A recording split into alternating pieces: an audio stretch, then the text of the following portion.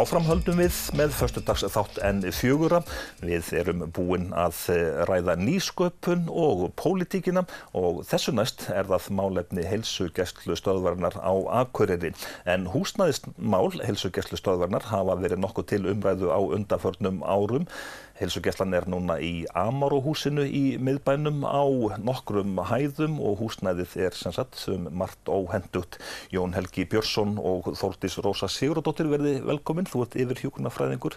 Þið voru með ársfund á fimmtudaginn og þar voru húsnæðismálin meðal annars í brennandi epli og það verið að tala að byggja nýtt og ekki bara eitt hús heldur 2 á 2 stöðum.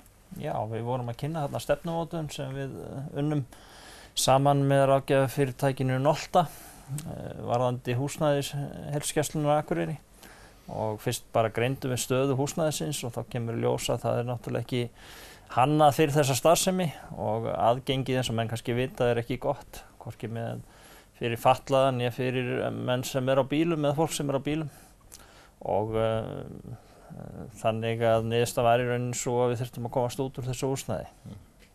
Þórdís Rósa, þá fyrir starfsfólkið að vinna á, þetta eru 4 eða 5 hæðir? Já, þetta eru 4 hæðir og já, það getur verið svona stundum strembið, það náttúrulega getur verið langt á milli samstarfsfólksins og þannig að það getur verið erfitt kannski oft með þjónustuna að tengja. Það eru ekkert allir starfsmenn sammála að þetta sé óhentugt húsnæði með það allavega svona í ljósi að þeim finnst gott að vera í miðbænum. Það einhver svona ljómi við því en í svona nútíma samfélagi þá þetta mjög óhentugt að vera á 4 hæðum. En hvernig þróunin til dæmis í nágrannalöndum? Hún sú að svona stöðvar eru kannski að verða minni og þá kannski leið svolítið svona, persónulegri? Já, það færa þjónustuna nær fólkinu og hugsa svolítið það og já, minni stöðvar verður kannski persónulegri þjónusta. Þannig það svona það sem verið að horfa á. En Jón, hvernig þá staðan núna þessi skýrsla þá liggur fyrir? Já. Ertu þá bara að fara að ná í skófluna og byrja? Nei, það ekki alveg það gott sko, en meginmáli var í rauninni bara að setja stefnuna og niðurstaðan svo að það þurfi í rauninni að byggja 2 nýjar heilsugæslustöðvar á Akureyri fyrir þessa íbúa sem hér og þá erum við að horfa á í rauninni líka hvernig íbúaþróun verður til 2030 og þá erum við áætla hér verðum 24 til 25.000 manns sem þessi heilsugæsla að þjóna og framundan í rauninni bara að berjast fyrir því að þetta komist á framkvæmdaáætlun og ég held að staðan sé svo að það búið að byggja upp aðstöðu heilsugæslunnar all land og það séu kannski ekki stór verkefni framundan á því þannig að ég myndi bara að vera bjartsýnn það að ef menn einhenda sér í að berjast fyrir þessu þá hafi menn það í gegn. Þannig að þú ferð í það fljótlega eftir kosningar að panta tíma hjá fjárveitingavaldinu og tala fyrir þessu? Já, í rauninni það virðist nú verið þessar kosningar komið bara á réttum tíma fyrir okkur hvað þetta varðar. En meginmálið bara að hafa skýra stefnu og núna liggur hún fyrir og þá munum við einfaldlega bara fara að berjast fyrir því. En nú spyrja kannski Akureyringar fljótlega í umræðunni hvar verða þessar stöðvar? Já, við hyggjumst bara opna viðræði við bæinn og samráð það hvað sé hyggilegast að hafa það og það svolítið skipulagsmál bara og verður að miðast við það að vera það sem skynsamlegast fyrir þá sem að njóta þjónustunnar. Þórdís, starfsemi heilsugæslunnar ég ímynda mér að hún hafi tekið talsverðum breytingum á undanförnum árum rétt eins og í allt íslenska heilbrigðiskerfið. Já, það hefur náttúrulega verið þannig og núna síðustu 3 ár frá því að HSN var til að þá hafa náttúrulega orðið mikla breytingar og mikil þróun. Þetta hefur gert það að verkum að við erum að njóta fleiri fagstétta. Við getum nýtt okkur það að vera orðin stór stofnun og stóru svæði. Þannig að við erum að leita kannski til húsauka eftir næringafræðing sem við höfðum ekki hérna áður og svo geta hinastofnun leita til okkar.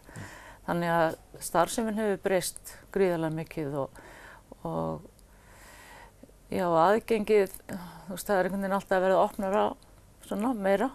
Það var mikið talað það og talað það að heilsugæslan eigi sem að vera fyrsti valkostur fólks þegar það þarf að leita eftir heilbrigðisþjónustu en ekki rjúka bara beint í sérfræðing. Já, það náttúrulega, þannig þetta skilgreint og þannig náttúrulega á þetta að vera.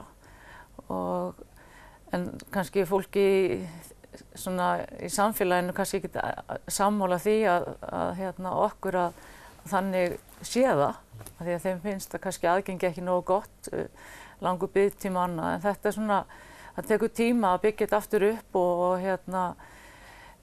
hafa tækifæri til að geta gert þetta. Það þarf bæði tæki og tól til þess að við getum gert þetta og það hefur verið að breyta síðustu ár. Við höfum getað keypt tæki til þess að geta tekið á móti fólki með alls konar vandamál, þannig að það náttúrulega, það hjálpar til að geta gert þetta og þetta á heilsugæslan að vera fyrsti viðkomustaður. Sameining heilbrigðisstofnana á Norðurlandi á sínum tíma, já, hún var nú ansi umdeild og það voru mótmæli svona bara almennt, hvernig hefur til tekist? Ég held að menn hafa nú verið bara svolítið leiðir á því að vera alltaf verið að tala það ætti að sameina og svo þegar það var ákveðið að lokum þá hafi bara starfsfólk ákveðið að einhenda sér að gera það vel sko og þannig að ég held að þetta hefur bara gengið prýðilega svona og stofnunin sé bara nokkuð sterk, hún í rekstrarlegu jafnvægi, við höfum verið að nýta okkur alls konar hluti til þess að auka faglegt samstarf á milli eininga.